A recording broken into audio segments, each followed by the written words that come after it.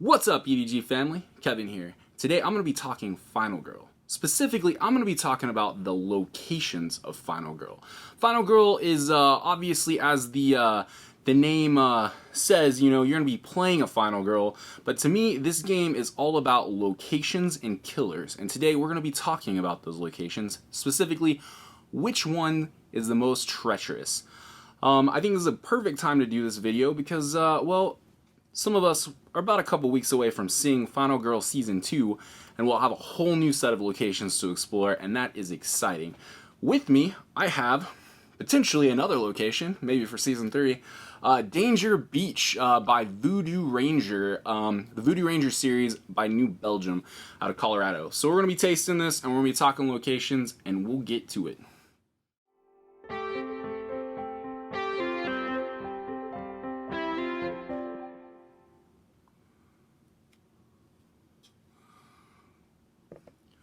Alright, so I'm going to let that sit there for just a second, and we're going to get right into this as this sits. This is a Voodoo Ranger Danger Beach IPA by New Belgium. It is 7.1 ABV. I don't believe it has the IBU listed, but I will list that in the description if I remember. But let's get into this. Let's talk about this. So, we got 5 locations in Season 1. We'll have 5 more locations in Season 2. Super excited to explore those, but I feel like I have vetted all of these pretty good, and I know which ones are very unfavorable for survival. So we'll start with number 5, and number 5 is going to be probably, I don't know, some people probably won't agree with me on this one, but just hear me out. Number 5, treacherous location for Final Girl Season 1, for me, is Maple Lane. So what makes Maple Lane treacherous? Well, the events, for one. A lot of events seem to come up. You know, you got neighbors going to barbecues. You got people showing up for the 4th of July. You got people, adapting to the weather. There's a lot of events that make this a tricky location. There's special victims that you have to deal with. Maybe specific families, maybe significant others you have to deal with. Sometimes you get the odd house fire, and then just every once in a while when you're trying to save some victims, some odd roadblocks will pop up. So those are the bad things about Maple Lane. What specifically are some of the good things about Maple Lane? Well, I'll tell you right now, I think searching is excellent in Maple Lane. You have tons of houses to pick from. It's very flexible movement. Generally, you can move 2 to 3 spots pretty easily from each spot. And then there's also 4 escapes, as I mentioned with those roadblocks.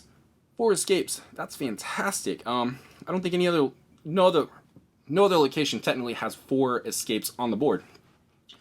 So the other thing is you got the convince actions. And yes, it is, adding a different mechanic to this location. But for me, you're getting movement. You're getting the ability to grab an item. And I know you have to roll a 3 dice success to make that happen. But, to me, if you get it planned right, that can be huge on a turn. You get in, you grab some victims, you score their house, you take whatever's useful, and you get them to one of the nearby exits. I think that is awesome. And then sometimes you even get some friendly neighbors that will even make that easier to happen. The only other thing to mention is, sometimes you get some police action, some police escort, and they come in and they also help you at this location. So, yeah, I would say Maple Lane.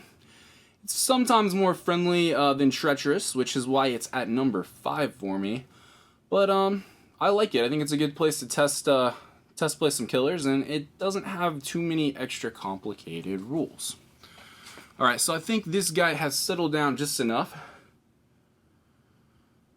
and it is we got some tropical notes on this.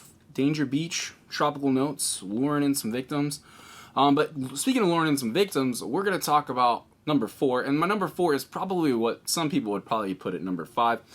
And that is Camp Happy Trails. Bringing in those kids for a nice summer camp experience. And you never know who's going to show up. So Camp Happy Trails, I believe, is probably obviously the most vanilla location in the game. And let's talk about some of maybe the good things about Camp Happy Trails.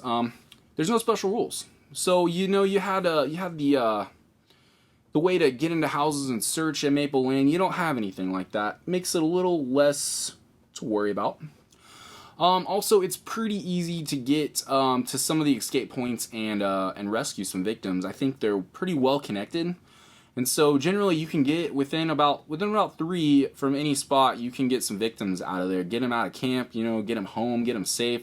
And the other really good positive about Camp Happy Trails is the items. I think the items are pretty good in this. Items in Maple Lane were a little mixed bag. Items in this, pretty good. So what are the bad things?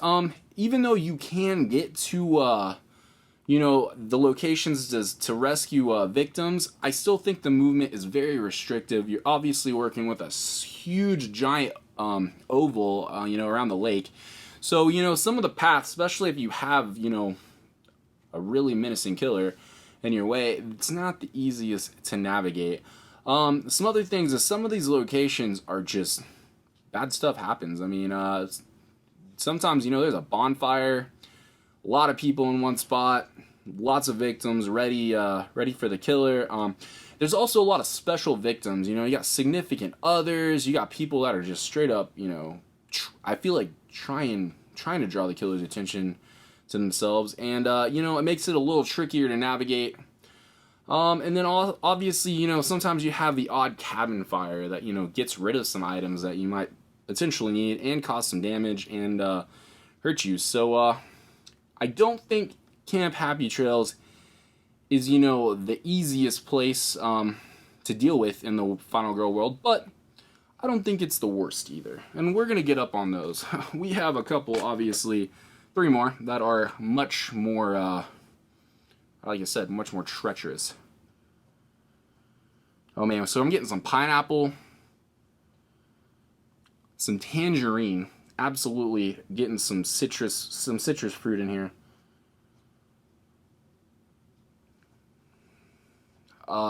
Maybe some coconut. That might be some biased things. I literally just did something with the fresh coconut a little bit ago, so that might still be in my...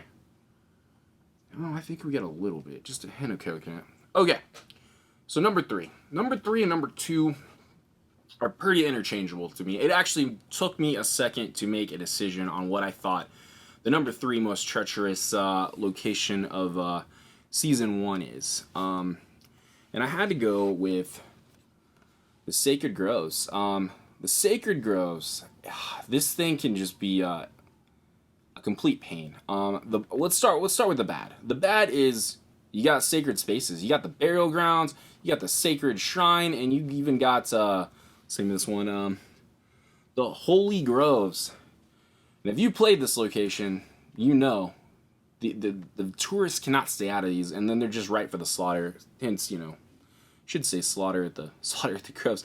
Anyways, so yeah, very bad spots, very interconnected, and they tend to funnel into these spots, and then they get taken out, and you know, wrath happens. So other than that, I would have to say the other thing about this is the atonement. I mean, the atonement action is just, it's very one-dimensional. You are literally just trying to move, you know, the divine wrath down with the atonement. You're not getting anything else out of it, and it's a very hard action card to really want to take on a turn. It makes this location even harder. The items to me aren't that great. The events are awful. I mean, we were just talking about the sacred spaces. The events just make those all the worse. And then you got the divine wrath unleash, and generally, if you don't maintain it with atonement cards, it gets pretty nasty. In fact, I think a couple times that I have lost on this location, that just got out of control, and there wasn't a whole lot to do about it. The good things about this location, well, the movement's pretty good. I mean, it's pretty well connected everywhere. I like that. Other than that, this might seem like a double hand, but the other good thing about this is actually the increase on the divine wrath. Sometimes I feel like you almost get these free killer turns because it really just increases the divine wrath, but nothing else really horrible happens. You know, killer may move, but you know, the divine wrath just goes up, and I feel like, you know, it gives you a little bit of respite from all the horrible things that happen at this place. But yeah, that's a Sacred Groves, and like I said, this one was really close with my number 2, and it's just, it can be a really nasty place to visit. All right, well, let's actually get into this guy. I do think it'd be funny if they did make a Danger Beach location. That would be funny.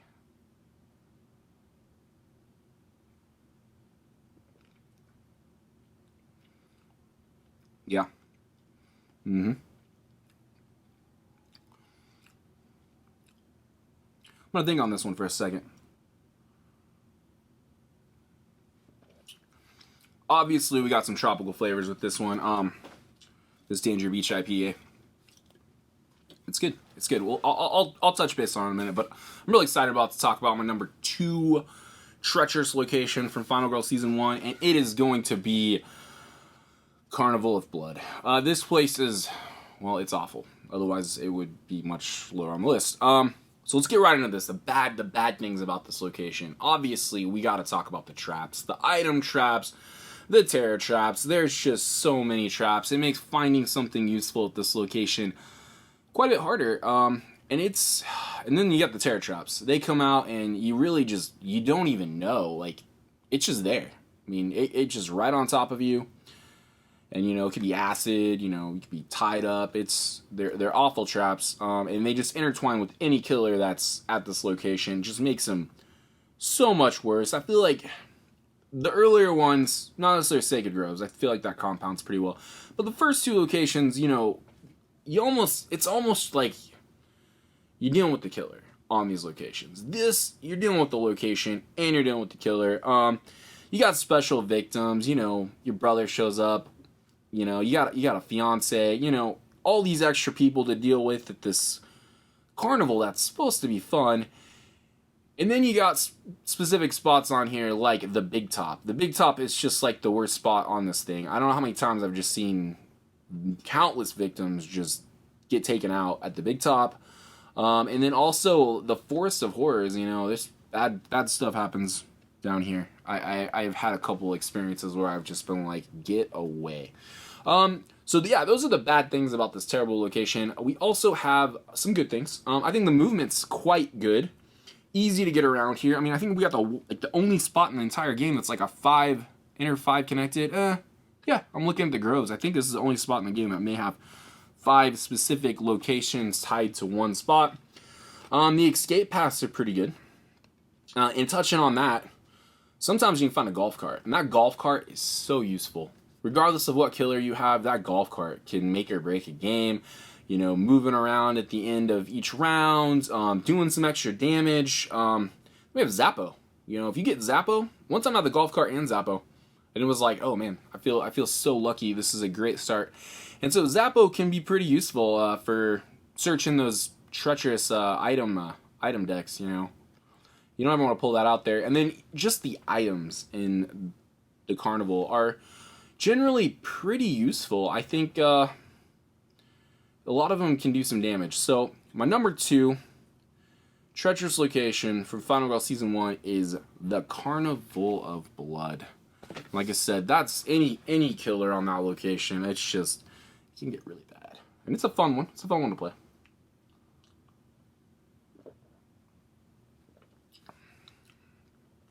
Okay, so the body on this is pretty medium.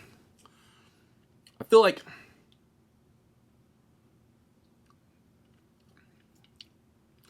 yeah, I'm definitely getting more tangerine on the front. And then we get some sharpness of the IPA. I feel like that's kind of when the pineapple's shining for me. I almost feel like that coconut's more on the nose.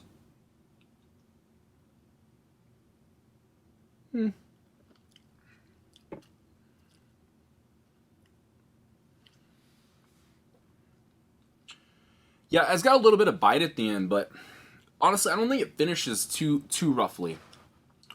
I'll get back to that. Final thoughts on this, but we have one more location to talk about. Most people are gonna know what it is, and it is by far the worst location or the funnest location in Season 1, and that is Creech Manor.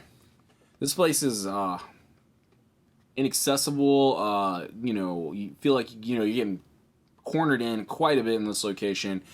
But let's talk about the positive things about this, which there aren't very. I like the outside movement. I think the outside movement, be able to move around the house, It's great because, I mean, I feel like in a horror movie, like, you always see, you know, the people moving around the house, not always just moving in the house, and I like that touch to it.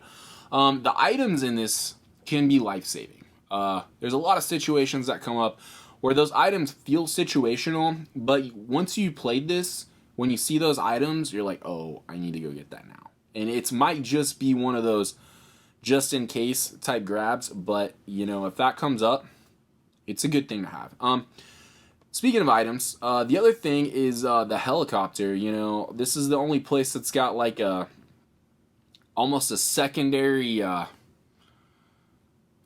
escape path for victims to get out of, and generally it's in the attic. So if you can keep the attic safe, helicopter on top is fantastic to get some victims out.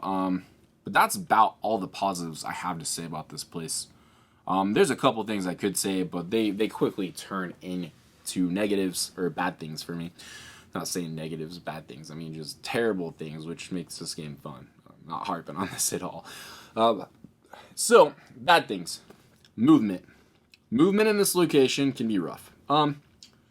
It could be used to your advantage sometimes, but one-way movement is tough in this spot. I mean, you're basically always climbing up, and they tell you in horror movies, don't go upstairs. I mean, that's what they say, and you're constantly climbing stairs up, and it's rough. The other thing is you got things that go on. This house is not necessarily. I mean, it's probably pretty old. The lights do tend to go out, so you know you get some lights out situations. It restricts your movements even more. That's rough. I didn't tell you the trees are also quite vicious sometimes, so you gotta watch out for these window spots. How many times I've just seen people get pulled out those windows, and you're like, well, that just happened. And then you also have the possibility of this attic just being completely ferocious and almost changing the game when it happens. That's really tough. And then sometimes, you know, you get to that closet and you find, you know, like the perfect item, perfect weapon, you know, to equip yourself and take out the killer. And then you realize it's a fake. And you're like, well, that's not going to work. So yeah, you get some fake items in here, and that's not cool either. And then the last couple of things. This ladder. I don't know how many times this ladder's broke on me.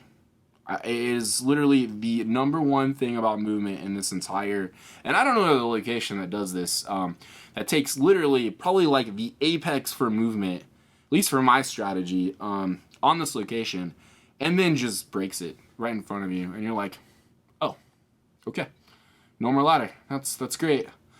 So there's that. And then if that's not enough, you get ghost hunters. And I don't know how many times I've got ghost hunters in here with me, and they're a pain. They're awful. If you're out ghost hunting, please, if somebody's telling you to leave the location, just listen to them, because ghost hunting, you gotta take it seriously, especially in these old places. And I'm literally just trying to get these people out, and they don't listen to me. But yeah, that's Creech Manor. I think this is the most terrifying location, treacherous location in Final Girl Season 1, for obvious reasons. You put anybody in here, you know, the ghosts aren't the only thing you gotta worry about. You go to Dreamworld in here, it's awful. You get a slow killer that can just pop up anywhere, it's awful. You get a quick killer, you know, that likes to run out in the plains of Africa. He closes gaps super quick, it's awful. So I hope you enjoyed me talking a little about Final Girl locations. Like I said, this is not definitive. This is my own opinion. I kind of want to know what your guys' opinion is on this. These locations obviously have a lot of RNG. They play different from everybody. Different killers obviously changed how these locations play. So let me know what your worst experience on one of these locations were. Because I could, at this point, you know, I'm over 30 plays in. I could probably write a short graphic novel on the ways I've been killed at these different locations. But as for this, Danger Beach, it's very drinkable. For it being high, it's very drinkable. I don't think it's anything crazy amazing, but I will tell you, hot day, this IPA would be one to grab. It could be dangerous on a beach. But that's about going to wrap it up for me. I hope you enjoyed this. If you did, let me know, and I will hopefully come back with maybe a Killers episode. And then we got Season 2 coming. More playthroughs, I promise. And maybe we'll do this whole thing again when Season 2 shows up. But until next time, I'm Kevin, and I will see you guys on the next one. Much love.